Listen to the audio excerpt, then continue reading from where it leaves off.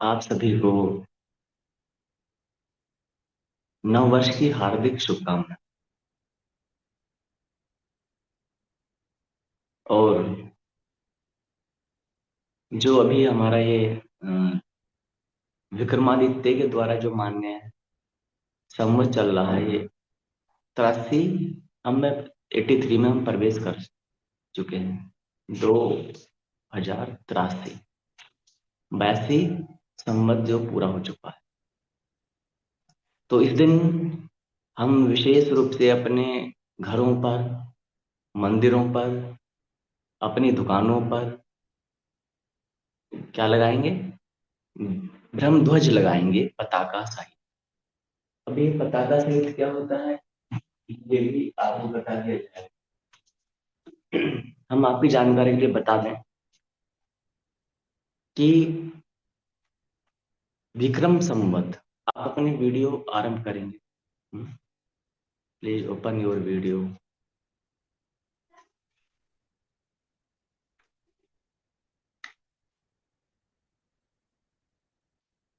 किसकी वीडियो नहीं आ रही है तो फिर कैसे कार्य होगा? हाँ,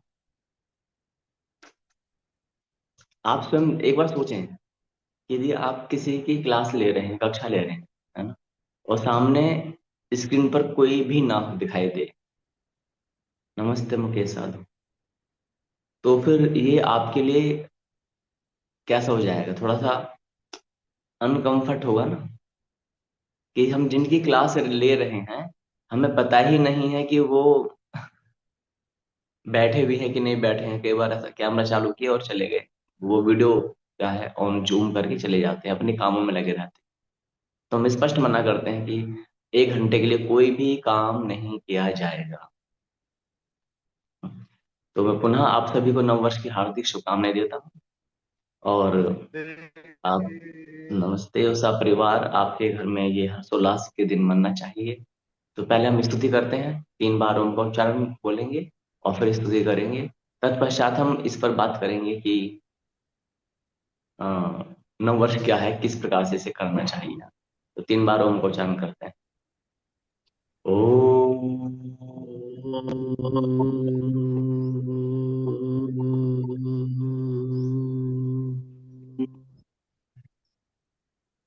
ओम।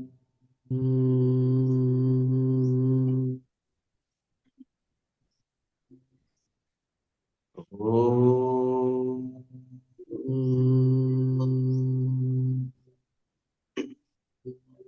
ओम नारायणं नमस्कृत्य नरं चैव नरोत्तमं देवीं सरस्वतीं व्यासं ततो जयमुदीरयेत्। ओम नमो भगवते वासुदेवाय। ओम नमः पितामहाय। ओम नमः प्रजापतिभ्ये। ओम नमः कृष्णद्वैपायनाय। ओम नमः सर्वविघ्न विनायकेभ्ये। ओम।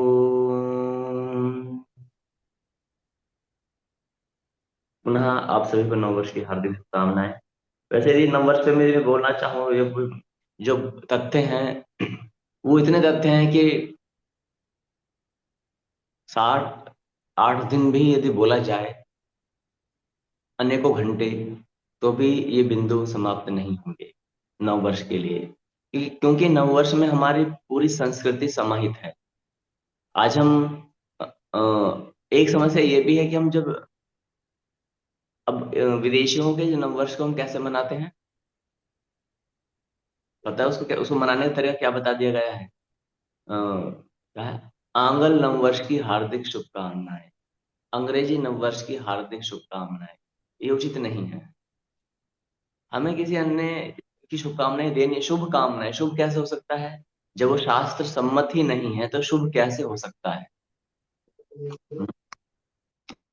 जब वो परमेश्वरीय वाणी के अनुसार है ही नहीं? तो उसको हम शुभ कहने से क्या शुभ हो जाएगा? यदि मैं मल मूत्र को बोलूं शुभ मल मूत्र, तो कैसे हो जाएगा? एक एक दो अपवाद के अतिरिक्त, अपवाद में क्या आता है? गोमूत्र, गोमल, तो पवित्र में आता है। इसलिए तो ये विक्रमादित्य के काल से ये संवत मनाया जा रहा है, आपकी जानकारी के लिए। लेकिन विक्रमादित्य का सनातन शास्त्रों में कोई लेना देना नहीं। ये आपको थोड़ा दुखी कर सकता है। अब नववर्ष है तो इस पर वार्ता होनी चाहिए। लेकिन तथ्यात्मक परमेश्वरीय वचनों के अनुसार, किसके अनुसार, यहाँ पर किसी, हम तुष्टीकरण की नीति को नहीं अपनाते हैं। तुष्टीकरण अर्थात सामने देखा बल बल बुद्धिमान प्रतिष्ठा वाला, पद प्रतिष्ठा वाला कोई व्यक्ति है, तो हम क्या करते हैं, उसकी तुष्टीकरण की नीति अपनाते हैं। या फिर मैं किसी साधु संत गुरु आचार्य आदि से जुड़ा हुआ होता हूँ, तो मुझे क्या करना पड़ता है, विवश होकर के अपने साधु संत गुरु आचार्य के अशास्त्रीय तर्कों को भी मानना पड़ता है, क्योंकि हमको गुलामी की आदत हो चुकी है। हमको परमेश्वर से प्रेम नहीं रहा। हम्म? हम तो अपने, जो भी जिसने जैसा बोल दिया, जिस यहाँ पर हम बचपन से जुड़े होते हैं, माता है, पिता है, गुरु आचार्य, कोई चाचा ताऊ, जो भी आपको बचपन से ज्ञान दे रहे होते हैं, या फिर जहां से भी भौतिक कामनाएं आपको, मान लेते हैं कोई व्यक्ति दुखी है, आप सोचें, हम सनातन सनातनी जो होते हैं, ये विधर्मियों के भवनों पर क्यों जाते हैं मत्था टेकने, कोई पीरों पर जाएगा, कोई कहाँ कहाँ जाते हैं, वो चर्च में जाते हैं, कोई मस्जिदों में पता नहीं कहाँ कहाँ जाते हैं, क्यों जाते हैं जानते हो, भौतिक कामनाओं के कारण से। कभी ना समाप्त होने वाली भौतिक कामनाएं मनुष्य को नग्न नृत्य कराती हैं। नग्न नृत्य, भौतिक कामनाएं, एक कामना समाप्त होगी, दूसरी कामना आ जाएगी। लेकिन अब हम कहाँ पर आपको केंद्रित करना चाहते हैं, परमेश्वर के परम प्रिय, बस अंतिम और प्रथम कामना यही, अंतिम और प्रथम लक्ष्य यही, क्या काम क्या है, प्रिय तरह प्रिय कृतम, अर्थात परम पिता परमेश्वर का परम प्रिय बनना ही मेरा परम लक्ष्य, परम कामना है। इसके अतिरिक्त ना कुछ होना चाहिए। तो हमारे यहाँ पर जो चलता है वो होता है षष्ठी संवत। कौन सा, षष्ठी वर्ष। तो षष्ठी वर्ष, तो कौन सा है ये? जो हमारे डॉक्यूमेंट्स हैं उसमें लिखा हुआ है, षष्ठी सौ वर्ष जो क्रिया लिखा हुआ है। हम्म 1 अरब, हाँ, जो शास्त्र में जो मान्य है वो विक्रम संवत नहीं है। तो कौन सा वर्ष मान्य है, षष्ठी वर्ष। तो षष्ठी वर्ष कौन सा है, 1 अरब 96 करोड़ और 85 लाख 3,126 वर्ष पूरे हो चुके हैं।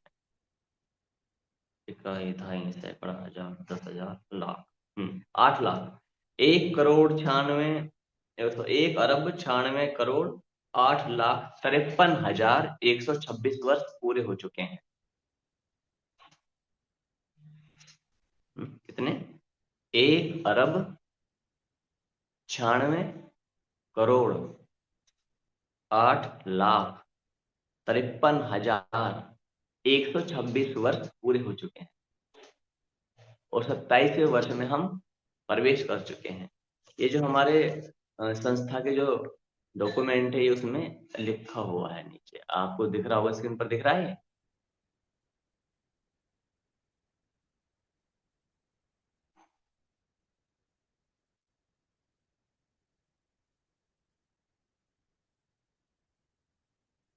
मैं दिखाने का प्रयास करूंगा, यदि आपको दिखाई दे तो देखो नीचे क्या लिखा हुआ है,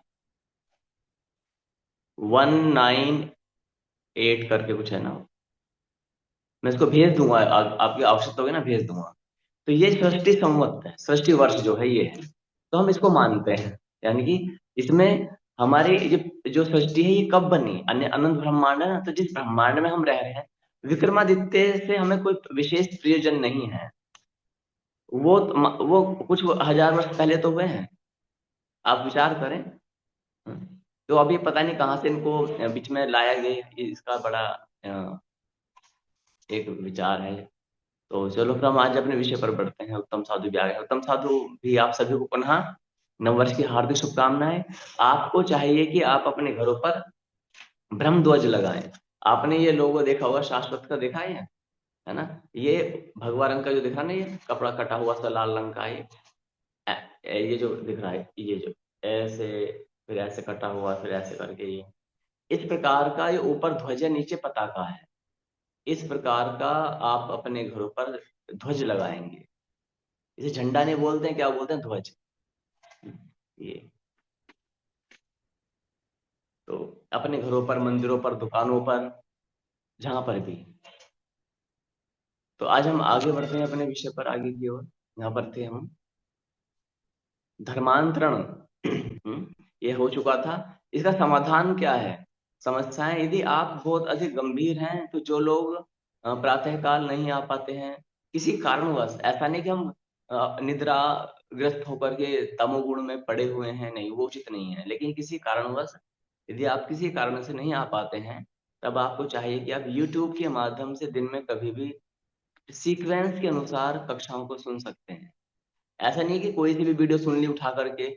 जो अच्छा मनोरंजन करने वाले श्रोता कैसे होते हैं, मैं आपको बता देता हूँ। मनोरंजन करने वाले श्रोता कैसे होते हैं? मान लिया हमारी वीडियो है, कहीं से भी कोई वीडियो उठा के सुन लेंगे। ऐसे ही क्या पढ़ाई होती है? और वे बचपन से लेकर अभी तक भी ऐसे करता है, जो कहीं से भी ज्ञान, पता है क्या सोचते, क्या बोलते हैं? जहां से भी ज्ञान मिल रहा है लूट लो, ले लो। ये मूर्खता है। जहां से भी ज्ञान मिल रहा है, उस ज्ञान से हुआ क्या तुम्हारा या हमारा? ज्ञान को सदैव क्रमानुसार, विधि पूर्वक लेना चाहिए। विधिहीनम श्रद्धाहीनम मंत्रहीनम दक्षिणम। भगवदगीता में लिखा है, विधिहीनम श्रद्धाहीनम। विधि तो है ही नहीं लेने की।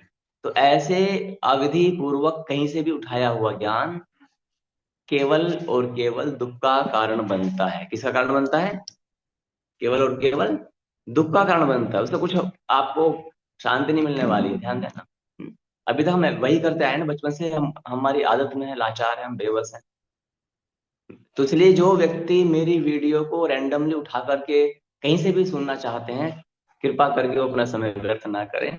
वो कहीं कथा कीर्तन करें, उसमें भी उद्धार हो जाएगा देर सवेर। कथा कीर्तन से भी उद्धार होता है, ऐसा नहीं उद्धार नहीं होता है, बहुत उद्धार होता है। लेकिन हमें यहाँ पर गुरुओं की आवश्यकता है। कथा कीर्तन से आप भक्त बन सकते हो, गुरु नहीं बन सकते। गुरु बनने के लिए तो फिर गुरु, दीपक जैसा बनना है तो दीपक जैसा जलना होगा। दीपक अर्थात जो दूसरों को प्रकाश दे। सूरज जैसा बनना है, ये कविता है, किसी ने गाई थी, मेरी कविता नहीं है। सूरज जैसा बनना है तो सूरज जैसा जलना होगा। हम सूर्य को जल देते हैं, है ना, पूर्व दिशा की ओर पाँव करके नहीं सोते, क्यों? बोले सूर्य नारायण उधर, बोलते हैं ना ये। लेकिन आप देखते हो सूर्य देवता कितने तप्त रहते हैं, तब जाकर के संसार उनको नमन करता है, मस्तक झुकाता है। हालांकि हमें अपने की हमें हम हमारा प्रयोजन यह नहीं होना चाहिए कि कोई हमारे सामने मस्तक झुकाए, नहीं। ये तो अहंकार हो गया ना। हम तो अपने प्रभु को रिझाने के लिए सारे कार्य कर रहे हैं। किसके लिए? आप भगवान का नाम लेते हैं, ये कोई बहुत बड़ी बात नहीं है। करोड़ों अरबों जीव ले रहे हैं, लेकिन भगवान की वाणी पर आपका नाम आ जाए। भगवान की वाणी पर आपका नाम आ जाए, ये बहुत बड़ी बात है। दूसरे शब्दों में समझेंगे, आप मोदी जी को पसंद करते हैं, ये कोई बहुत बड़ी बात नहीं है कि मोदी जी, मोदी जी, योगी जी, योगी जी। लेकिन मोदी या योगी जी के मुख पर आप किसी का नाम आ जाए, ये बहुत बड़ी बात होगी ना। आप समझ रहे हैं? What is different between each other? दोनों में क्या अंतर है? यही अंतर है ना। तो इसलिए हमें क्या करना है? गंभीर श्रोता बनना है, सीख, थोड़ा कष्ट। Without pain no gain. हम सोचते हैं कि इस ज्ञान को सरलता से ले लेंगे, इतना सरल नहीं है, ये पढ़ाई है। तो पढ़ाई जो जो करना चाहते हैं, तो उनका स्वागत है। तो देवव्रत साधु को मैं नमन करूँ, वो डेली बेसिस पर यूट्यूब के माध्यम से क्रमानुसार नोट्स बनाते हैं, मुझे भेजते हैं और अध्ययन कर रहे हैं। अब आते हैं समाधान की ओर। इन यदि कोई आपसे इन सब समस्याओं का समाधान पूछे, तो एक ही शब्द में उत्तर क्या देना है? आध्यात्म। या दूसरा उत्तर क्या है? शाश्वत। सबसे सटीक उत्तर कौन सा होगा? शाश्वत। आध्यात्म से मनुष्य भ्रमित हो सकता है, कहीं गुफा में जाएगा ध्यान लगाने के लिए, कभी योगियों के पास जाएगा, कभी अन्य अन्य गुरुओं के पास जाएगा, लेकिन वो शाश्वत में फिर नहीं आएगा। आपने शाश्वत का नाम नहीं लिया ना। प्रत्येक समस्या का समाधान क्या है? शाश्वत। अब प्रत्येक समस्या में क्या आता है? आध्यात्मिक समस्या है, आर्थिक समस्या है, पारिवारिक समस्या है, राजनीतिक समस्या है, सामाजिक समस्या है, प्राकृतिक समस्या है। जो भी समस्या है सबका निदान किसमें है? शाश्वत में है। इसलिए शाश्वत किसी को कड़वा लगता है, किसी को मीठा लगता है। शाश्वत की बातें यदि किसी को कड़वी लग रही हैं तो जानते हो क्या, वो दुख, वो रोग उसमें है। ये कथा है, ये एडवांस लेवल पर आती है। मान लेते हैं किसी को हमारे कोई वचन, आपको हो सकता है सारे वचन अच्छे ना लगे, लेकिन कोई सिद्धांत यदि आपको गलत लगता है तो आप हमसे वार्तालाप कीजिएगा। और यदि आप वार्तालाप नहीं कर रहे हैं और उसको अपने मन में रखे हुए, तो इसका अर्थ वो दोष तुम्हारे अंदर विद्यमान है। जैसे कि शराबी से बोलो, कोई शराब पीने वाला व्यक्ति है, कथा में बैठा हुआ है, कथावाचक बता रहे हैं कि चोरी करना पाप है। शराबी क्या बोलेगा? जी, महाराज जी ने बहुत अच्छी बात बताई। जुआ खेलना पाप है, महाराज जी की जय हो, महाराज जी ने बहुत अच्छी बात बताई। व्यभिचार करना पाप है, महाराज जी की जय हो, बहुत अच्छी बात बताई। शराब पीनी पाप है, शराब पीनी पाप कैसे हो जाएगी? बाकी सब बातें उसे अच्छी लगी है, लेकिन शराब पीनी से बुरी क्यों लगी है जानते हो?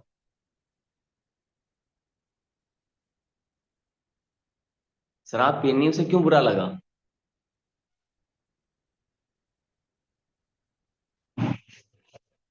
हाँ, उत्तम साधु आपको समझ में आ रहा है? हम्म। मुकेश साधु समझ में आ रहा है? है। हाँ, क्योंकि उसके जो आदत पड़ शराब, गया है जीवन का। जी, और क्योंकि शराब पीने वाले को वही बात बुरी लगेगी ना जिसमें वो ग्रस्त है, जिसका रोगी है। उसी प्रकार से यदि शाश्वत की कोई बात आपको चुभती है, तो पहले एक बार अपना निरीक्षण कर लेना, है ना, आत्मनिरीक्षण। बहुत सारी बातें हैं, ध्यान देना। जो भी व्यक्ति यहाँ पर सुनने आ रहे हैं, श्रोता हैं, बचपन की मान्यताएं, बचपन से लेकर आप तक की आपकी विचारधाराएं, मान्यताएं, सिद्धांत, जीवन जीने का तरीका, ये सब खंड खंड बिखर जाएगा, टूट जाएगा, नष्ट नष्ट हो जाएगा। क्यों? क्योंकि वो आपकी मान्यताएं थी, वो आपके सिद्धांत थे, वो जीवन जीने का तरीका आपका था, परमेश्वर का तो नहीं था ना। आपने क्या उन सिद्धांतों को, उन विचारों को कभी परमेश्वरी वचनों से मिलान करके देखा? हाँ, यदि मिलान करके देखा है तो वो सिद्धांत नहीं कटेगा, वो तो सिद्धांत बराबर चलेगा ना। हम्म। इसलिए ध्यान देना, जो भी परमेश्वरीय से अलग कोई सिद्धांत होगा, वो छिन्न भिन्न होकर के कट कट के बिखर जाएगा। बहुत दुख होता है उस समय, अरे बचपन से तो हम ये मानते आ रहे थे, ये क्या हो गया। इसलिए आते हैं हम किस पर, यदि कोई एक चीज बोले कि इसका सोल्यूशन क्या है, तो बोले आध्यात्म। अब आध्यात्म क्या होता है? कोई व्यक्ति नास्तिक है, उसे पता नहीं है राम की धर्म कर्म क्या होता है, वो तो बस समस्याओं को देखा, कितनी सारी समस्याएं हैं संसार में। नशा है, मर्डर है, और रेप केस हो रहे हैं, सुसाइड हो रही है, ट्रैफिकिंग हो रही है, भ्रूण हत्या हो रही है, धर्मांतरण हो रहा है। अभी आपने देखा था, क्या नाम है उस हीरोइन का, कोई नाम जानता है आप में से? वो हीरोइन, अब तो हीरोइन बन गई ना, वो लड़की कौन थी वो, जिसको अभी एक कहाँ पर, केरला में उसको लेकर के विवाह कर दिया गया उसका। मोनालिसा। हाँ, मोनालिसा। अब देखो, वो एक निर्धन परिवार की बालिका थी, उसको कैसे, इसको मात्र 5-6 महीने के अंदर अंदर उसको उत्तर प्रदेश के बागपत जनपद का कोई लड़का, अनार्य, अनार्य अर्थात मलेच्छ अर्थात विधर्मी, उसने उसको बोला कि इस लड़के ने मुझे प्रपोज किया। अब कुछ लोग बोल रहे हैं कि इस लड़के को पैक कर दिया जाएगा, नहीं नहीं, कुछ नहीं किया जाएगा, उसके साथ बहुत अच्छा व्यवहार किया जाएगा ताकि अन्य लड़कियों को बहकाया जा सके। हम्म। अन्य लड़कियों को क्या किया जा सके? बहकाया जा सके। इसलिए जो इस तरह सेलिब्रिटी होती है ना, ऐसी सेलिब्रिटी के साथ में दुर्व्यवहार नहीं किया जाता। जैसे शाहरुख खान की पत्नी कौन है, गौरी करके कुछ है ना। अब वो अनार्य है, तो जो जितने भी हाई फाई व्यक्ति होते हैं, यदि ये सनातन साधियों लड़कियों से विवाह करते हैं, तो उसको ठीक रखते हैं, ऑलमोस्ट। क्यों रखते हैं अधिकांश? ताकि उसको रोल मॉडल, ब्रांड एम्बेसडर की तरह प्रयोग किया जा सके। देखो, यदि सभी मुसलमान गलत होते तो शाहरुख खान की पत्नी सुखी कैसे रहती? आप समझ रहे हैं? लेकिन जो सामान्य घर परिवार की लड़कियां होती है, उनको उनको यूज एंड थ्रो किया जाता है, यूज एंड थ्रो। तो मोनालिसा को तो यहाँ पर ब्रांड एम्बेसडर बनाया जाएगा। और फिर जो इस तबके की लड़कियां होंगी, इसका एग्जाम्पल दिखा दिखा कर, देखो लड़की बहुत सुखी रह रही है, आनंद में रह रही है, सिंदूर लगाती है, उसका दूल्हा भी तिलक लगाता है और ये व्रत रखता है। इस प्रकार से लव जिहाद को बढ़ावा दिया जाता है। लेकिन ये तो आप सब जानते हैं ना, इन पर मैं चर्चा क्यों करूं? मैं तो समाधान देने के लिए बैठा हूं ना यहाँ पर आपको। जो मैं अर्थात परमेश्वरी वचनों के आधार पर तो आते हैं समाधान पर। तो एक नास्तिक है, उसको क्या करना है? आध्यात्मिकता को समझने के लिए किसी एक धर्म संप्रदाय या पंथ का पालन करना होगा। यदि कोई व्यक्ति आध्यात्म को समझना चाहता है, तो उसे इस संसार में जो भी धर्म है, संप्रदाय है, या कोई पंथ है, या मत है, विचारधारा है, उसका पालन करना होगा। उसको तो नहीं पता कि हिंदू अच्छा है, सना या मुस्लिम ठीक है, या सिख ठीक है, या ईसाई ठीक है, जैन ठीक है, या बौद्ध धर्म ठीक है, उसे क्या पता? वो तो नास्तिक है ना। वो तो पहली बार एंट्री कर रहा है इन सब चीजों में। वो पहले से तो कोरा कागज है। क्या है वो? पहले से कोरा कागज है। तो जो कोरा कागज होगा, वो क्या सोचेगा कि एक काम करता हूँ, मुझे आध्यात्म सीखना है, और संसार में बहुत सारे मत, विचार, पंथ, धर्म आए हैं।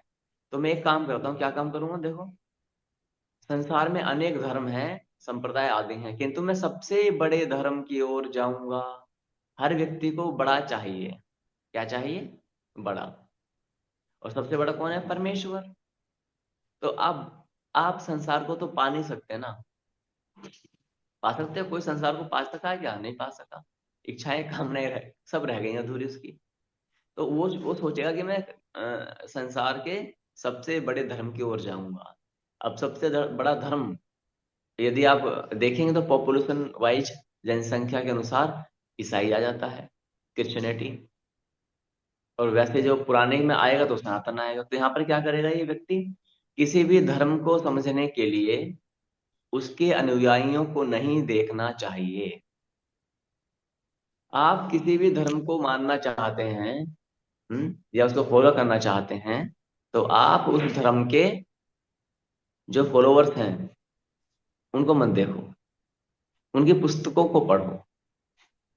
ऐसे ही मान लेते हैं आप किसी भी संस्था के अ, किसको पढ़ना चाहते हैं? उसके सिद्धांतों को देखना चाहते हैं। जैसे मान लेते हैं सनातन में बात करते हैं, आर्य समाज है, इस्कॉन है, ब्रह्म कुमारी है, निरंकारी सत्संग है, और एक लिंगायत है साउथ में, जग्गी वासुदेव हैं, ईशा फाउंडेशन वाले, श्री श्री रविशंकर जी महाराज हैं। नाम तो सुना हो, श्री श्री रविशंकर महाराज है ना। आचार्य रजनीश हैं, ओशो जिन्हें हम बोलते हैं, और बहुत सारे हैं। प्रेमानंद महाराज हैं, और शंकराचार्य हैं, कृपालु जी महाराज हैं, देवकीनंदन, अनिरुद्ध, बहुत सारे हैं। आप यदि इनमें से किसी को समझना चाहते हैं, तो आपको एक कार्य करना चाहिए। वो एक कार्य क्या है जानते हो? वो एक कार्य यह है कि आप इनको मत देखो कि ये क्या कर रहे हैं, किंतु इनकी पुस्तकों को पढ़ो। क्या पढ़ना है आपको? इनकी किताबों को पढ़ो, शास्त्रों को, ग्रंथों को, जो ये फॉलो करते हैं उनको पढ़ो। हो सकता है कोई सनातन धर्मी, सनातन को मानने वाला व्यक्ति गोमांस खाता हो किसी कारण से, और यदि कोई बाहरी व्यक्ति इसको देखेगा तो वो क्या समझेगा सनातन के बारे में? अच्छा, सनातन में गोमांस खाना धर्म है, ये खाया जा सकता है। यदि कोई सनातनी मदिरा पान कर रहा है, जो भैरव को मानते हैं वो क्या करते हैं? भैरव बाबा को बोले दारू पीते हैं, मदिरा पीते हैं। और जो माँ काली को मानते हैं वो भी क्या करते हैं? माँ काली को मानते हैं वो मांस मच्छी खाते हैं, मुर्गा, बकरा, भैंसा सब चढ़ाते हैं वो, हाँ। होता है ना ये। तो यदि आप किसी फॉलोवर को देखोगे तो आप भ्रमित हो सकते हो। तो किसी भी धर्म, संप्रदाय, पंथ के मानने वाले को कभी नहीं देखना चाहिए।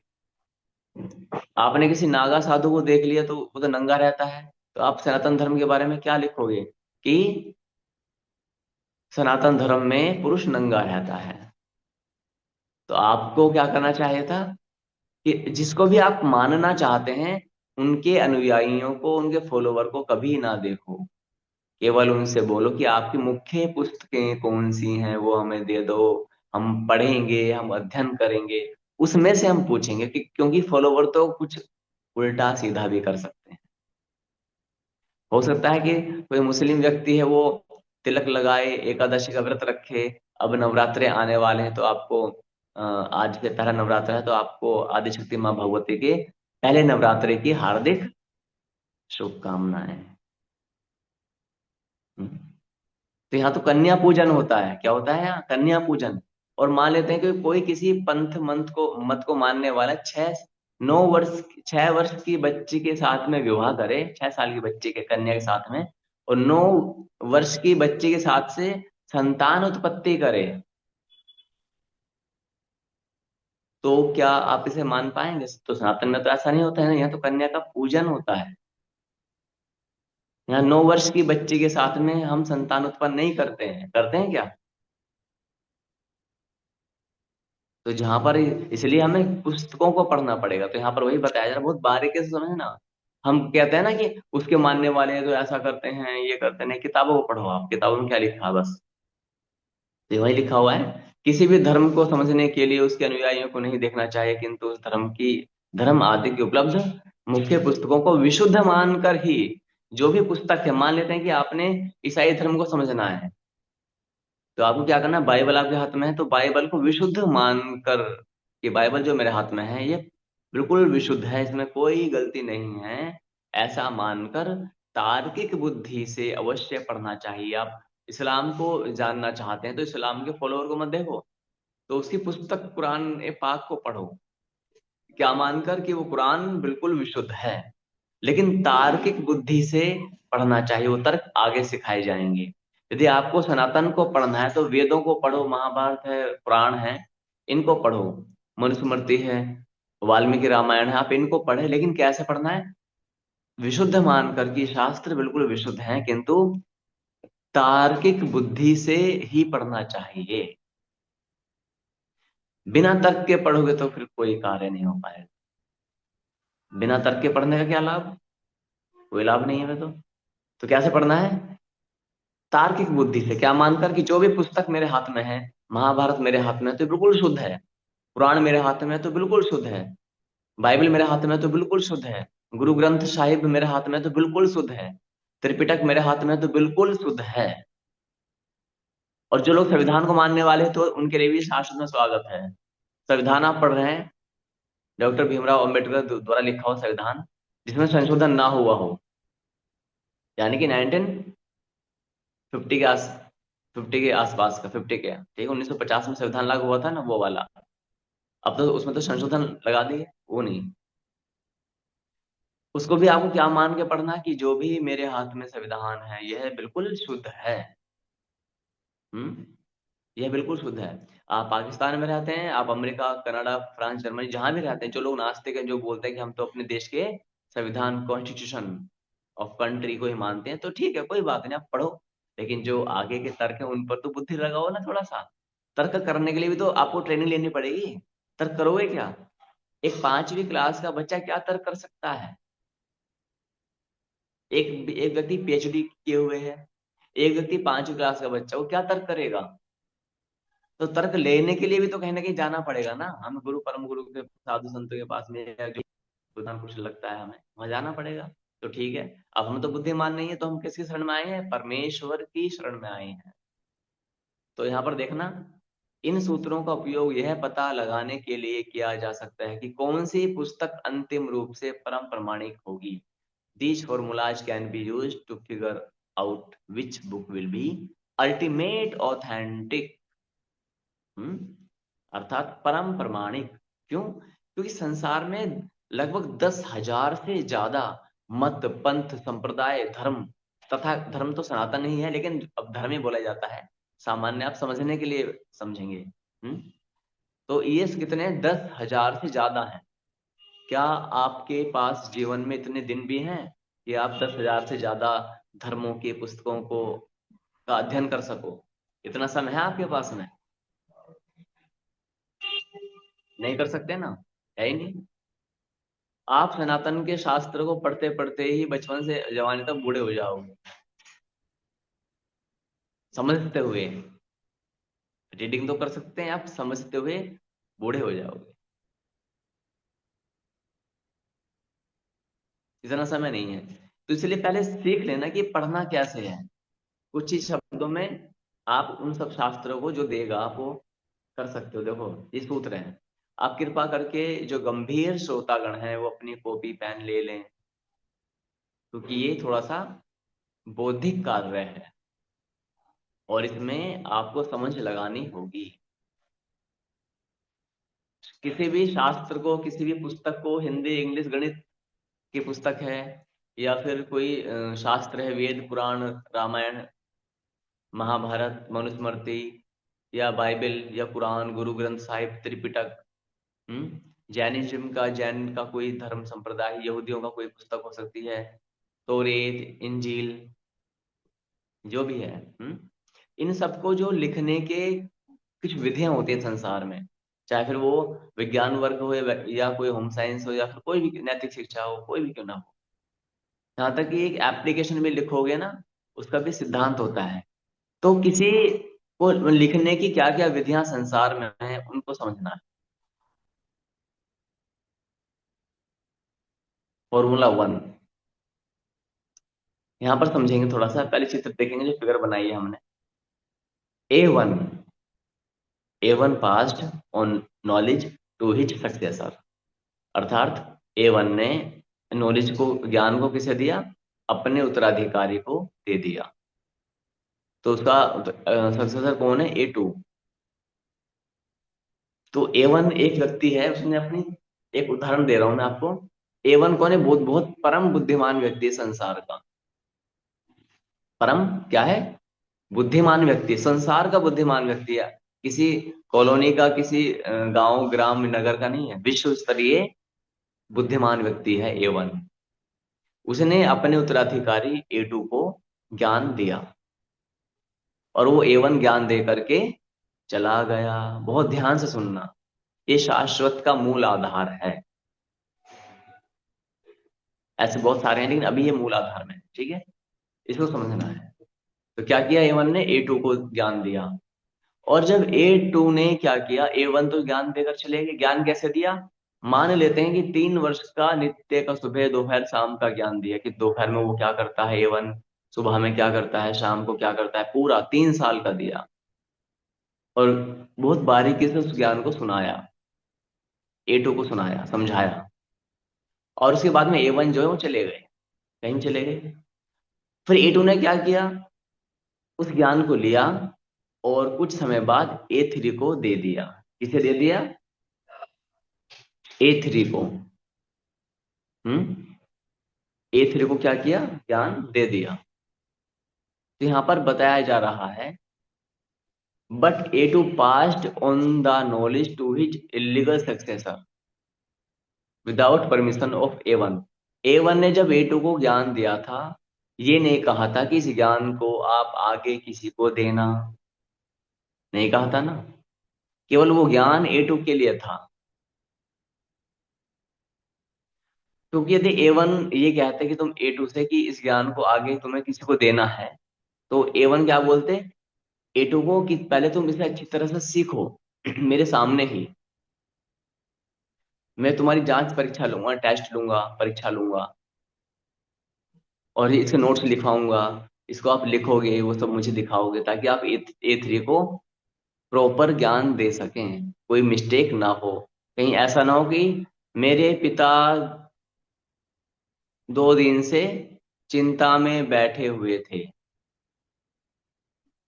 और जल्दबाजी में आपके हाथ से वो अंक की बिंदी लगानी छूट गई। आपने अपने अपने व्हाट्सएप के स्टेटस पर डाल दिया, मेरे पिता 2 दिन से चिंता में लेटे हुए थे, लेटे हुए करेंगे। जल्दबाजी में आपने अंक की बिंदी लगानी भूल गए आप। तो क्या हुआ, लोग आपके घर पर इकट्ठे होने लगे, रोने लगे। वो पूछे बेटा क्या हो गया, आप कहो क्या हो गया, कुछ नहीं। बोले तुम्हारे पिता क्या हो, चले गए। बोले नहीं। तो लोगों ने बोला कि अच्छा इसको सदमा लगा है इसलिए ये मना कर रहा है कि मेरे पिता मरे नहीं है। हम्म। आप समझ रहे हो, मेरे पिता मरे नहीं हैं। और वहां पर क्या हुआ, भीड़ लगने लगी, अर्थी सजाने के लिए लकड़ी आ गई, और लोगों ने देखा कि उसके पिता लेटे हुए हैं चादर ओढ़ के। तो लेकिन भीड़ क्यों आई, क्योंकि वो उस चिंता में अंक की बिंदी लगाना भूल गए थे। तो जब हम अंक की बिंदी लगाना भूल जाएंगे तो क्या लिखा आएगा, वो मेरे पिता 2 दिन से चिता में लेटे हुए थे। एक अंक की बिंदी आपके जीवन का अर्थ बदल सकती है। हम्म। और आप कहते हैं कि अंक की बिंदी से होता क्या है, कैसी बातें करते हैं।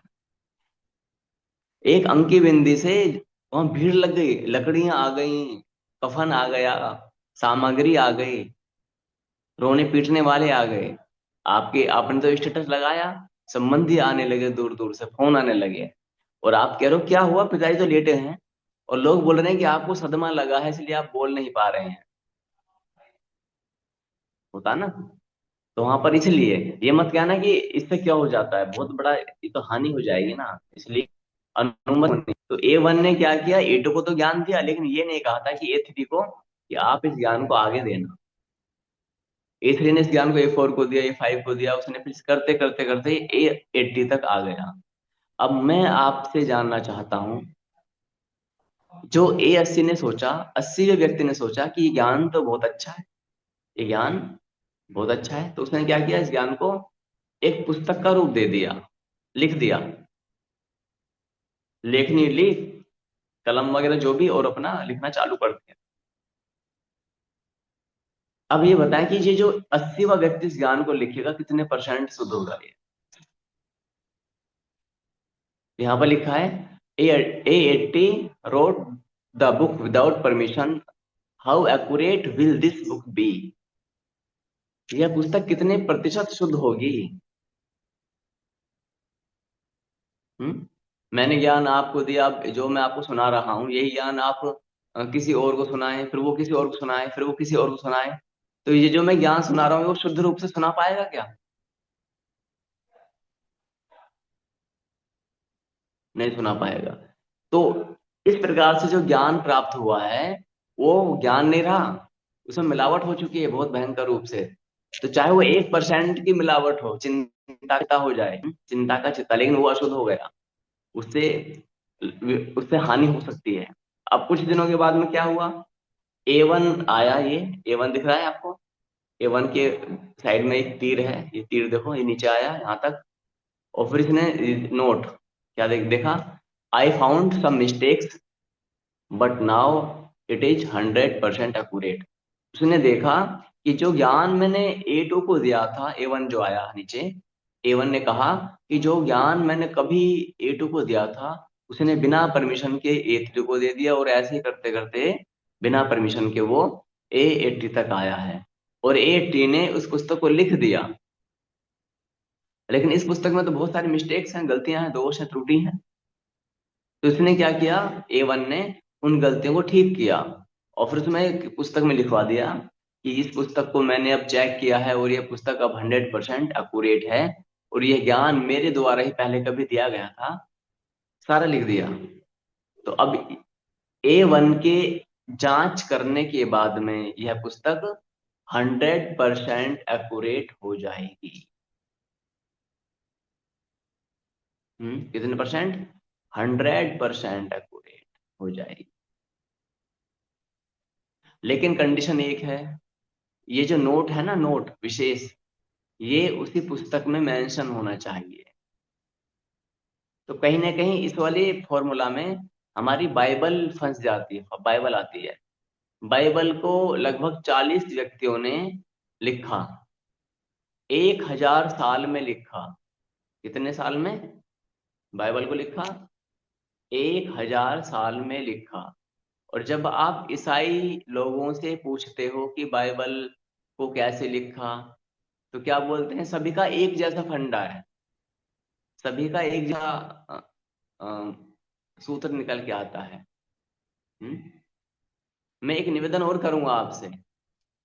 यदि आप शाश्वत की कक्षाएं ले रहे हैं, जिस कालखंड में आप कक्षाएं ले रहे हैं, तो कुछ समय के लिए आप अपना ध्यान अन्य संस्थाओं पर लगाना, अन्य साधु संतों पर लगाना, अब अन्य गुरुओं पर लगाना, अन्य आचार्यों पर लगाना बंद कर दें। रील देखना जो आपके क्लास से संबंधित नहीं है, वहां पर अपना ध्यान लगाना, ये सब बंद कर दें। कारण क्या होता है? होना ये चाहिए कि शाश्वत का ज्ञान ही आपके मन मस्तिष्क में 24 घंटे गूंजता रहे। देवव्रत साधु ने कल स्टेटस लगाए थे, वो अच्छा लगा। उन्होंने पीडीएफ है ना, उसका स्क्रीनशॉट लगाए थे। वही होना चाहिए। आप उस पीडीएफ को पढ़ो, कुछ अच्छा लगता है। वैसे तो कुछ बुरा लगने वाला है नहीं, ये मुझे कहना नहीं चाहिए कि अच्छा लगता है, क्योंकि मनुष्य का स्वभाव प्रवृत्ति अलग होती है। किसी को गुलाब का फूल पसंद है, किसी को चमेली का, किसी को कमल का फूल पसंद है। फूल तो सारे अच्छे हैं, फिर भी अपना अपना स्वाद होता है? फिर भी जो भी, लेकिन आप संपूर्ण दिन आप क्या लगाएं, क्या करना है जानते हैं आपको? केवल इस पर ध्यान देना, क्योंकि ऑलमोस्ट इसमें सभी संस्थाओं का ज्ञान आपको मिल जाएगा। हाँ, अपने देश समाज आसपास की समाचार सुनने के लिए, देश में संसार में क्या 10 मिनट का समय लीजिएगा केवल समाचार सुनने के लिए। पूरे दिन समाचार खोल के मत बैठिएगा। रील देख रहे हैं, अनावश्यक रील, धार्मिक रील देख रहे हैं, क्यों? उससे यदि धार्मिक रील देखने से आपको भला हुआ है, फिर यहाँ पर आने की क्या आवश्यकता है? हम्म? आप एक दो तीन चार पांच व्यक्ति हैं, पांच में से एक भी रह जाएगा तो भी कोई समस्या नहीं है। भीड़ इकट्ठा करना हमारा प्रयोजन नहीं है ना? भीड़ वाले तो, भीड़ भी एक अच्छी चीज है। भीड़ वाले तो और सब बहुत सारे हैं ना, जो साधु संत महात्मा भीड़ इकट्ठे किए हुए हैं। क्योंकि मुझे तो गुरुओं की आवश्यकता है, जो गुरु कल का गुरु बन सके हैं। तो गुरु बनने के लिए क्या होगा? वही जलना होगा। तो अपनी ऊर्जा को आप बचाओ। कैसे बचाओगे? जो आपका ध्यान इधर उधर बट रहा है, इसे हटाओ। इन सब चीजों से, छोटी छोटी चीजें होती हैं जीवन में, उनमें से हटाओ। लड़ाई झगड़ा कलह कलेश होता है ना, उनसे हटाओ। उन सब चीजों को, ध्यान को हटाना पड़ेगा ना। ध्यायतो विषान् पुंसः संगस्ते सुखजायते संगः संजायते कामा कामात् क्रोधो बीजायते क्रोधात् स्मृति विभ्रम। भगवत गीता के दूसरे अध्याय का श्लोक 62। हाँ, ध्यायतो विषान् पुंसः, हमारा ध्यान कहाँ जाता है? विषयों में चला जाता है। विषय तो है ये। आज ये हम पता नहीं क्या क्या सुनते रहते हैं। जो आज हमारा हृदय दुखी हो गया, जैसा आज नववर्ष है, तो पता नहीं हम कौन कौन सी रील लगाएंगे स्टेटस पर। मत लगाओ इनको, केवल शाश्वत के कुछ दिन कुछ समय तो शाश्वत के लिए संपूर्ण रूप से आप निकालिए। आप अपने द्वारा लिखे नोट्स लगा सकते हैं। अब आगे देखते हैं यहाँ पर क्या होता है। तो क्या, यहाँ पर सब बाइबल की हम बात करें तो बाइबल में क्या होता है कि उसको 40 व्यक्तियों ने 1000 वर्ष में लिखा। तो जब आप किसी ईसाई से पूछते हैं, किसी ज्ञानवान ईसाई से, ज्ञानवान अर्थात जो पादरी है, जो पास्टर है, उच्च स्तर के, हमेशा किसी भी पंथ मत संप्रदाय के उच्च व्यक्ति से वार्तालाप करनी चाहिए आपको। ऐसा नहीं किसी छोटे मोटे भक्त को पकड़ के आप उसको टॉर्चर कर रहे हैं, थर्ड डिग्री दे रहे हैं कि बता ऐसे कैसे होता है। नहीं, ये मूर्खों की परिभाषा होती है। मूर्ख व्यक्ति जानते हो क्या करते हैं? अपने आसपास में देखेंगे और उसको उसको उसको क्या करेंगे? उसको अपमानित करते हैं। नहीं, जो उस धर्म मत पंथ संप्रदाय का विशेष ज्ञाता है, आप उससे बात कीजिए। जो सामान्य अनुयायी हैं उनको छोड़ दीजिएगा, उनको सम्मान कीजिए। उनसे आपका बौद्धिक स्तर बढ़ने वाला नहीं है। उनको नहीं पता, क्योंकि संसार में अधिकांश अंधभक्ति करने वाले अधिक हैं। किसी को कहीं पर मत्था टेकने से लड़का हो जाए तो पूरे जीवन में मत्था टेकता रहेगा वो। हम्म? पूरे जीवन। किसी की कहीं नौकरी लग जाए, किसी का कोई रोग दूर हो जाए, किसी का कोई घर बन जाए, कहीं पर नाक रगड़ने से, मत्था टेकने से, तो वो उसी को ही भगवान मान लेगा। मैं तो आपको नमन करता हूँ कि आप इतनी इन क्लास में आए हो कि जिसमें बहुत डिसिप्लिन होता है। क्योंकि मैंने पहले ही बताया है, लक्ष्य क्या है हमारा? भगवान का परम प्रिय होना। प्रिय नहीं, परम प्रिय। वो मैंने क्लास में दिखा भी दिया है स्टार्टिंग में, प्रिय कृतमः।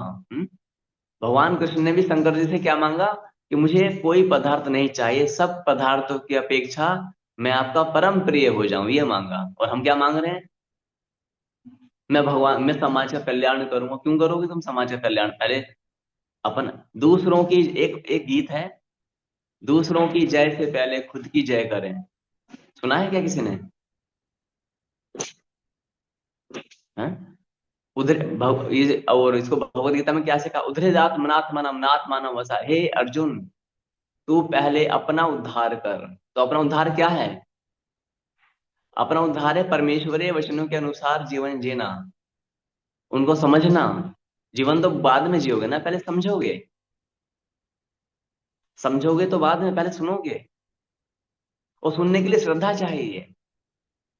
जैसे अभी हम सुना रहे हैं, तो आपकी श्रद्धा यदि हम पर ही ना होगी, ट्यूशन ट्यूशन पढ़ाने वाले पर श्रद्धा ना हुई, तो आप कुछ उससे सीख पाओगे?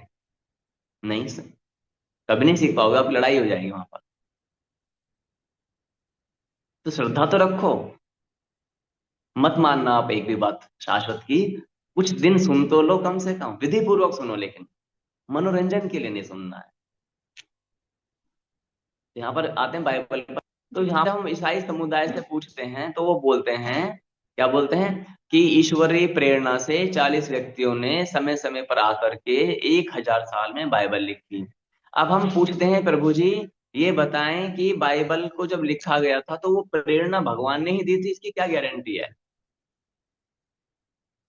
बात समझ में आ रही है आपको? वो प्रेरणा भगवान ने दी थी, या भूत ने दी थी, या अग्नि देवता ने दी थी, या इंद्र देवता ने दी थी? आपको कैसे पता कि भगवान ने ही दी थी? जो राक्षस होगा वो तो झूठ भी तो बोल सकता है ना, कि मैं ही भगवान हूं, मैं ईश्वर हूं। एक तो ये प्रश्न उठेगा हमारा, उठा है, हमने बात की है। दूसरा प्रश्न इससे भी भयंकर है, वो क्या है? मान लेते हैं कि मुकेश साधु को भगवान ने प्रेरणा दी। क्या दी? प्रेरणा दी। अवधेश साधु को भी प्रेरणा दी, अर्जुन साधु को भी दी, देवव्रत साधु और उत्तम साधु, इस सबको आपको प्रेरणा दी भगवान ने। कोई पश्चिम बंगाल में है, कोई झारखंड में है, कोई राजस्थान में है, कोई कहीं है।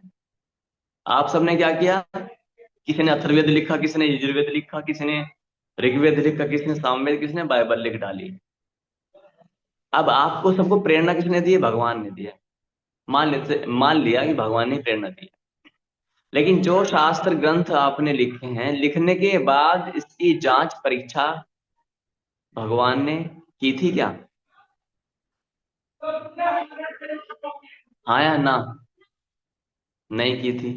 क्या कोई वेदों में देखो, हमें निष्पक्ष होकर के बात करनी है। हम बाइबल पर ही कटाक्ष क्यों करें? हम वेदों पर, सनातन धर्म पर कटाक्ष क्यों ना करें?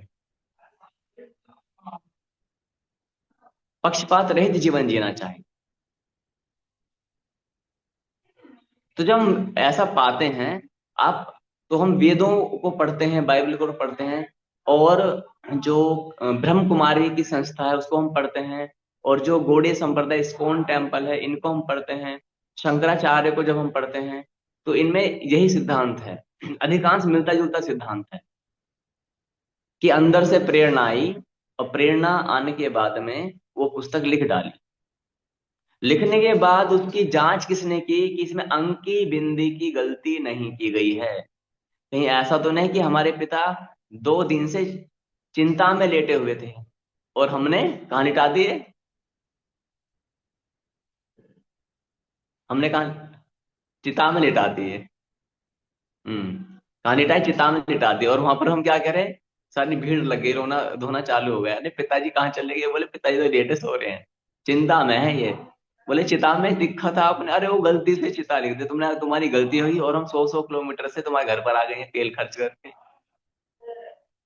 हमने लगा कि ये चल बसे। तो एक गलती भी दुखदाई हो सकती है। इसको ऐसे समझ सकते हैं कि वेदों को भी यही अग्नि अंगिरा आदि जो ऋषि हैं, 4 ऋषि, 4 ऋषियों के हृदय में वेदों का ज्ञान प्रकट हुआ। लेकिन फिर उन्होंने अथर्ववेद ये चारों वेद लिख डाले। लिखने के बाद लिखे नहीं, क्षमा चाहता हूँ, इन्होंने क्या किया, लिखने का कॉन्सेप्ट बाइबल में आता। इन्होंने क्या किया, इन चारों ने, ऋषियों ने, इस ज्ञान को अपने शिष्यों को आगे दे दिया। किसे दिया? सुनाया। श्रुति बोलते हैं ज्ञान को, वैदिक ज्ञान को श्रुति। अब इसकी क्या गारंटी है कि जो ज्ञान उनके हृदय में प्रकट हुआ, वही ज्ञान बिना गलती के आगे ट्रांसफर किया गया, और फिर वही ज्ञान उन्होंने आगे ट्रांसफर किया, और फिर वही ज्ञान उन्होंने आगे ट्रांसफर किया। इसका क्या कोई गारंटी क्या है? अनुमान नहीं चाहिए कि वो घन पाठ करते थे, उसको सुरताल को याद करते थे, गानों की तरह, उसको गीत की तरह याद कर, वो सब चीज अलग है। लेकिन क्या गलती की संभावना नहीं हो सकती ऐसे में? जो ज्ञान मैं आपको 1 घंटे का सुना रहा हूं, आप इस ज्ञान को यथारूप किसी को सुना पाएंगे क्या?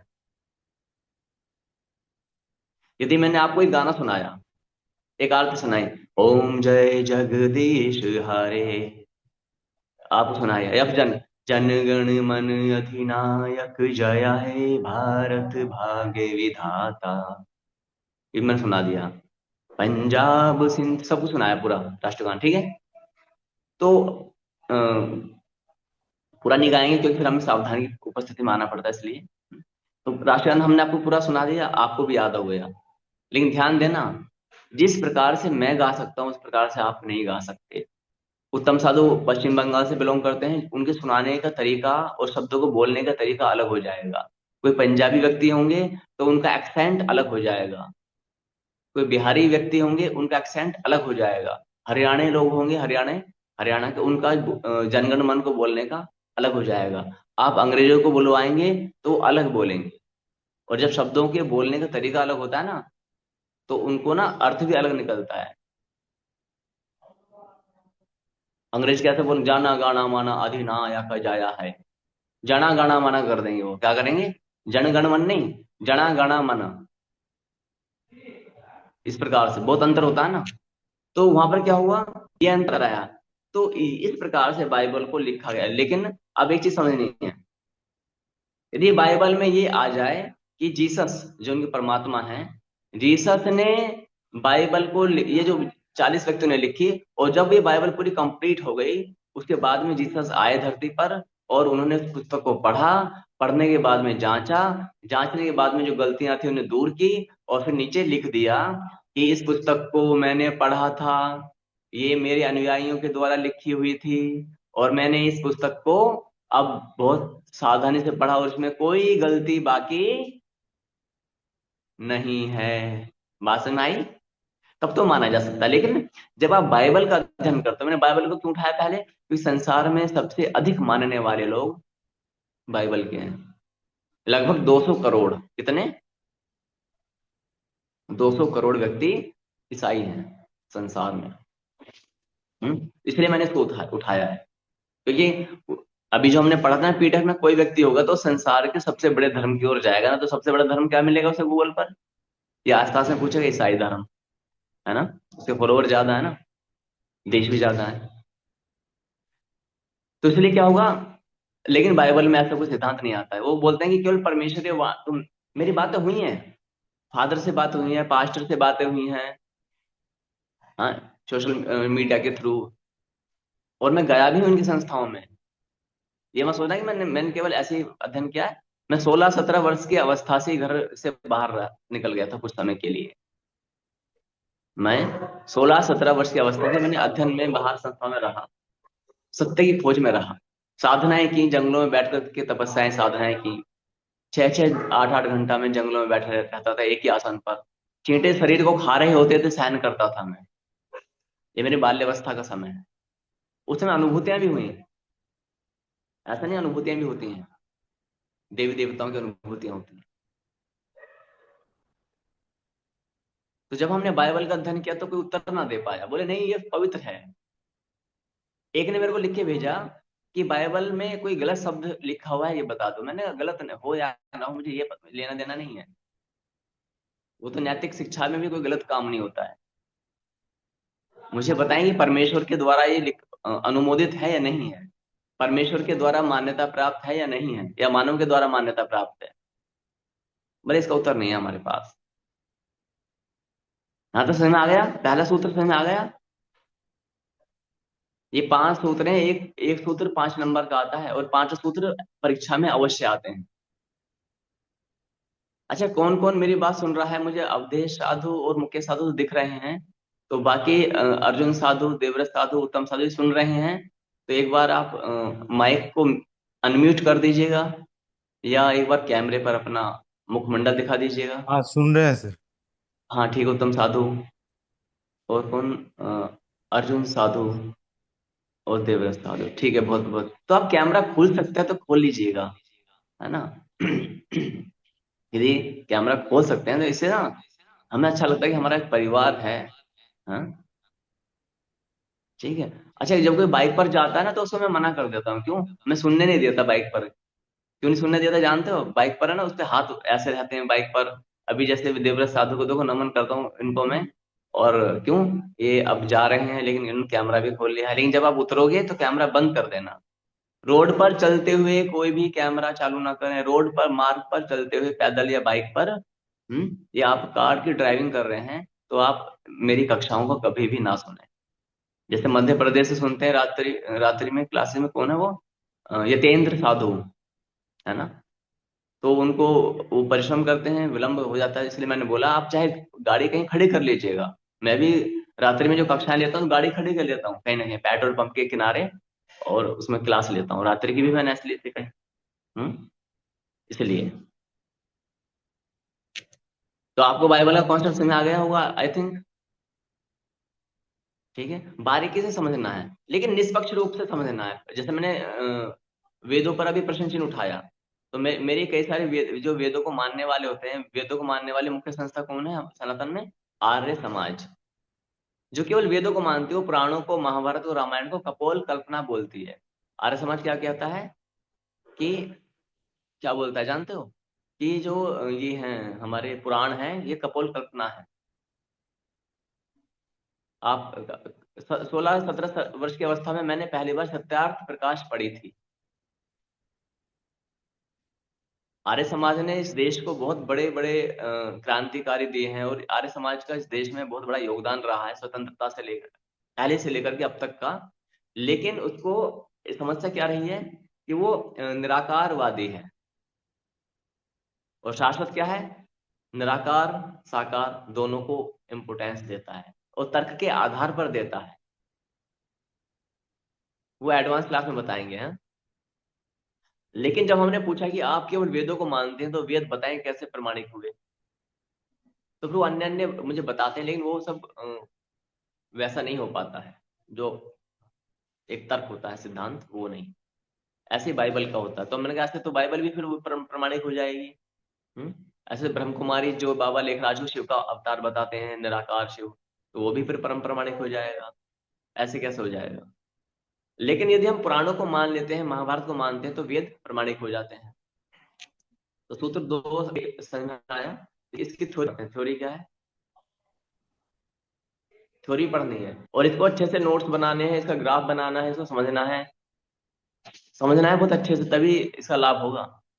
माना कि कलयुग आरंभ होने के 1 सहस्त्र वर्ष बाद, विश्वविख्यात बुद्धिमान व्यक्ति, जो एवन कौन था? वो बुद्धिमान व्यक्ति ने अपने जीवन के सबसे महत्वपूर्ण 3 वर्ष का ज्ञान दैनिक दिनचर्या सहित, अर्थात 1095 दिन की प्रातः अर्थात सुबह, मध्याह्न माने दोपहर, संध्या काल के कर्मों का विस्तृत ज्ञान A2 को सुनाया। किंतु A2 ने A1 की अनुमति के बिना ही A3 को सुनाया। इसी प्रकार से A80 तक ज्ञान पहुंचा, और A80 ने इसी ज्ञान को बिना अधिकार के लिखकर एक पुस्तक का रूप दे दिया। क्या यह पुस्तक 100% शुद्ध होगी? कदापि नहीं। कारण निम्न है। यह ज्ञान अनाधिकृत विधि, अनाधिकृत माने अधिकार तो नहीं दिया था ना लिखने का, ना तो लिखने का अधिकार दिया था। दूसरा, बिना अनुमति के, ना ही अनुमति दी थी आदेश की तुम इस ज्ञान को आगे बताओ। यानी कि उन्होंने उल्लंघन किया। बिना अनुमति के ही आगे प्रदान किया गया है, अतः अमान्य होगा। मान्य माना नहीं जाएगा। क्योंकि यदि यह ज्ञान सर्वजन, सभी मनुष्यों के लिए होता, तब विश्वविख्यात बुद्धिमान व्यक्ति एवं A2 को यह ज्ञान देते समय आगे प्रचार प्रसार की भी विशेष रूपरेखा या अधिकार देते। मान लेते हैं कि उत्तम साधु पश्चिम बंगाल में कोई पुस्तक लिख रहे हैं। हम्म। कौन? उत्तम साधु। तो उत्तम साधु ने सोचा कि ये ज्ञान मैं लिख रहा हूँ इसको पूरे संसार में फैलाना है।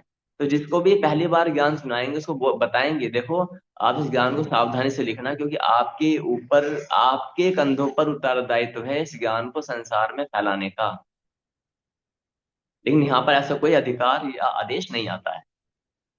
नंबर 2, A2 से A80 तक सभी जनों ने कुछ ना कुछ जोड़ा या घटाया होगा। निश्चित रूप से अभी आप मेरे ही द्वारा सुनाए हुए इस 1 घंटे के ज्ञान को अपने गांव में, अपने नगर में, अपने कार्यालयों में, ऑफिस में कहीं दो, आप कुछ एक्स्ट्रा जोड़ दोगे या कुछ घटा दोगे? ये होता ही है। यथारूप लिखना संभव नहीं। अतः यह प्रयोग आप स्वयं भी कर सकते, ही कर सकते हैं। नंबर 3, यदि अनाधिकृत व बिना अनुमति के लिख भी दिया, तब क्या उस पुस्तक को विश्वविख्यात बुद्धिमान व्यक्ति A1 ने या A1 के द्वारा अधिकृत किसी अन्य जन ने कभी एक बार भी लिखित पुस्तक की परीक्षा की? नहीं की है तो इसी पुस्तक से प्रमाण दे। मान लेते हैं बाइबल को लिखा या वेदों को लिखा, ईश्वरीय प्रेरणा से लिखा, मान लेते हैं, चलो मानने में क्या जाता है। लेकिन क्या भगवान ने, परमपिता परमेश्वर ने बाइबल को आकर के कभी चेक किया? या भगवान नहीं आए तो भगवान ने किसी अपने एजेंट को, किसी भक्त को, किसी अधिकारी को भेजा कि तुम धरती पर जा करके बाइबल जो लिखी है 40 व्यक्तियों ने, इसको चेक करो कि कहीं कोई त्रुटि तो नहीं है। और फिर उस पुस्तक में ये भी मेंशन करवाना चाहते हैं, हाँ भाई मेरे एजेंट आए थे और मेरे जो अधिकारी हैं वो आए हैं, भगवान कहीं लिखे इंद्र देवता आए थे, वायु देवता या कोई ना कोई अधिकारी आया था, उसको मैंने जांच पड़ताल के लिए भेजा था। जैसे सरस्वती माता धरती पर आई थी और मैंने वेदों की जांच पड़ताल के लिए भेजा था कि चारों ऋषियों ने इन वेदों को विशुद्ध रूप से लिखा है कि नहीं, सॉरी सुनाया है कि नहीं सुनाया है। हाँ? क्या क्या सुनाया है कि नहीं सुनाया है आगे। ठीक है। तो ये जांच परीक्षा कौन कर रहा है? और यदि की होती तो फिर इसमें प्रमाण तो होता ना भी हाँ, हमारे ऊपर कोई ना कोई सीनियर अधिकारी हैं जो हमें कंट्रोल कर रहे हैं। उपरोक्त सभी परिस्थितियों में भी कब शुद्ध हो सकती है ये पुस्तक?